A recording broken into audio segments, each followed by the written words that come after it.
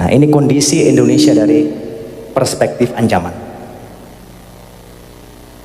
Nah, ini Pak, negara-negara tetangga kita itu jangan dianggap remeh. Mereka punya backing semua Pak.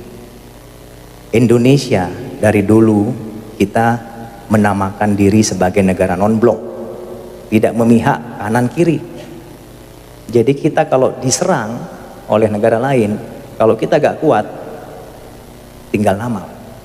Tapi negara tetangga kita seperti Selandia Baru, Australia, Singapura, Malaysia, Inggris, ini membentuk yang namanya FPDA, Five Power Defense Agreement.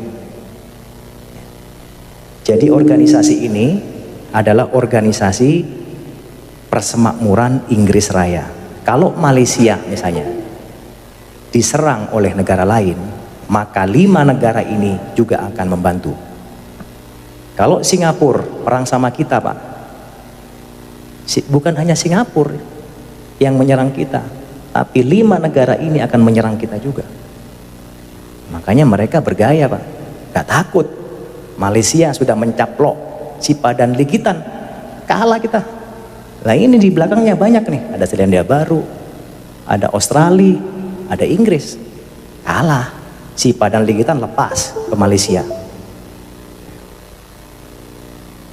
Ini Pak, Sipadan Ligitan, Blok Ambalat, ini Malaysia.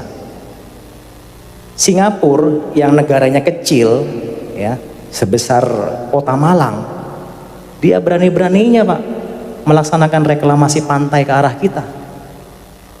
Berani-beraninya dia tidak setuju menolak nama KRI Usman Harun. Apa hubungannya? Kok berani negara kecil? Ya berani karena ini Pak di belakangnya. Indonesia takut. Tapi kemarin Indonesia sempat tegas. Oh nggak peduli. Bagi saya Usman Harun itu adalah pahlawan. Bagi Anda mungkin ya silakan. Pemberontak kami gak ada urusan. Tapi bagi kami Usman Harun adalah pahlawan. Nah itu hebat. Berani kita. Akhirnya tetap mereka tidak ngungkit-ngungkit lagi. Nah ini Pak, ini salah satu bukti negara kecil kok berani gitu loh ke Indonesia. Kurang ajar gak kira-kira? Ngelama dia. Lawan Malang aja Arema gak berani. Lawan Indonesia ya kurang ajar. Australia, nah, menyadap pejabat tinggi kita, disadap. SBY, ya, bayangkan.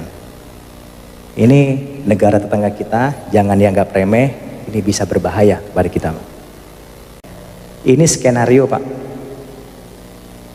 Bayangkan, ini sudah mulai disetting, diskenariokan, Tiongkok nanti akan mendapat bagian Kalimantan.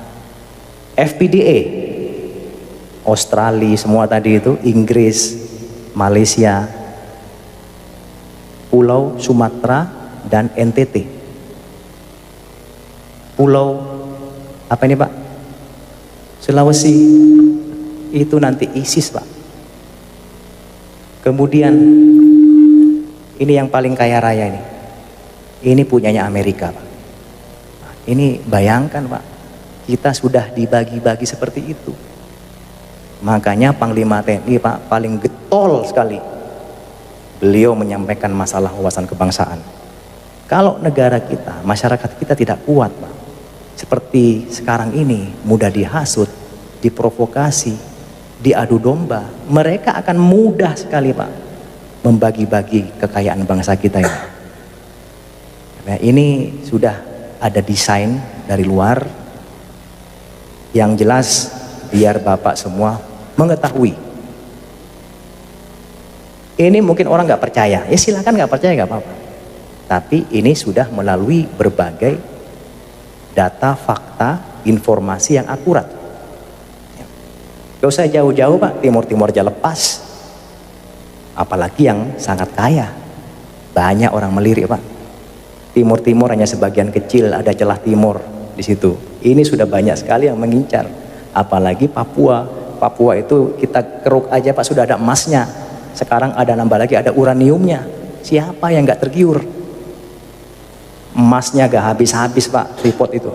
Semua emas yang mensuplai Amerika, yang mensuplai Eropa, itu kebanyakan dari Freeport. Ini Amerika nih, oke janjian dia, oke Tiongkok ini kita bagi-bagi, biar kita gak tukaran, saya Papua lah, Anda ya udahlah Kalimantan aja, lumayan tuh banyak ininya, banyak ladangnya, banyak kebunnya.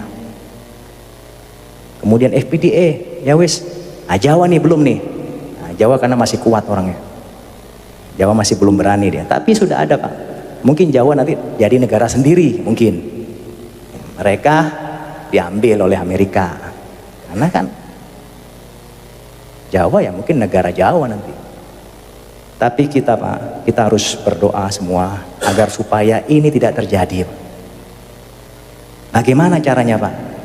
Kalau gak kita antisipasi, kita tinggal nunggu bom waktu aja Pak. Ya, the end, habis sudah tinggal nama seperti Sriwijaya dan Majapahit. Saya tanya Pak di sini, apakah Bapak menjamin 10-20 tahun ke depan Indonesia masih utuh? Menjamin nggak? Nggak ada yang menjamin Pak. Apakah NKRI masih utuh? Nggak ada yang menjamin. Uang Timur lepas, sudah bukan NKRI lagi, itu kurang satu udah. Nanti lepas semua tinggal negara Jawa. Ya udah, kita aja di sinilah. Ya kan? Ini Pak, kalau gak diantisipasi dengan baik, bisa terjadi Pak. Tidak ada yang tidak mungkin. Seperti dulu waktu masyarakat zaman Sriwijaya maupun zamannya Majapahit, oh gak mungkin Majapahit lepas hancur, kita kuat kok. Negara asing gak mungkin berani ke sini. Kita punya pasukan, bala tentara yang sangat hebat. Gak ada yang menyangka. Tapi negara asing lebih pintar Pak, diadu domba, diprovokasi, hancur dengan sendirinya. Sama, kita sekarang dalam proses seperti itu Pak. Kita diadu domba, kita dihasut, kita diprovokasi, di media sosial dibikin informasi yang ngarang-ngarang. Akhirnya kita terhasut, kita marah, berantem, mereka senang Pak. TNI Polri berantem, wah senang mereka. Wah, TNI-nya udah mulai sama polisi sudah berantem nih, wah senang. Wah, umat Islamnya ini sudah mulai berantem nih. Wah, bagus, senang. Oleh karena itu, Bung Karno pernah mengatakan, Pak, perjuanganku lebih mudah karena mengusir penjajah. Tapi perjuanganmu akan lebih sulit karena melawan bangsamu sendiri. Berbicara masalah PKI, Pak ya. Saya sudah menyampaikan tadi, itu semua ada invisible hands. Ada desain dari luar. Cuman yang saya sampaikan tadi adalah dampaknya Pak. Artinya Indonesia ini ke depan itu akan dibagi-bagi Pak oleh negara yang punya kepentingan. PKI itu salah satu dari proxy war mereka. Ya Pak ya. Tadi saya bilang tadi di sana ada Tiongkok kan, Cina. Mengambil apa tadi Pak? Apa? Kalimantan. Nah, ya disitulah mereka Pak menyebarkan proxy war-nya menggunakan invisible hand-nya. Salah satunya ya PKI tadi. Jadi itu merupakan desain yang kalau kita berpikir itu belum sampai pikiran kita Pak. PKI itu sengaja memang sekarang gambirkan lagi. Tujuannya apa? Yang tadi itu. Tiongkok punya kepentingan kepada bangsa Indonesia.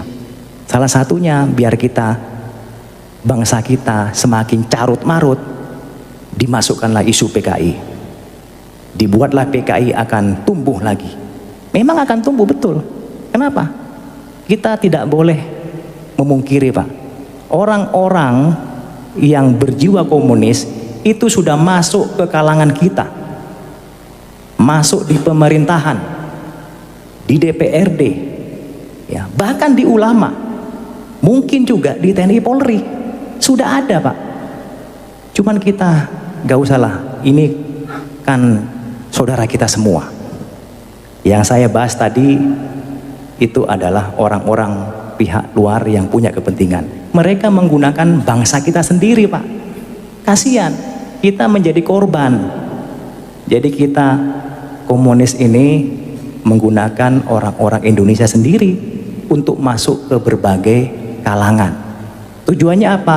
misalnya dia masuk di pemerintahan, misalnya dia masuk di DPRD, sudah ada deal-deal.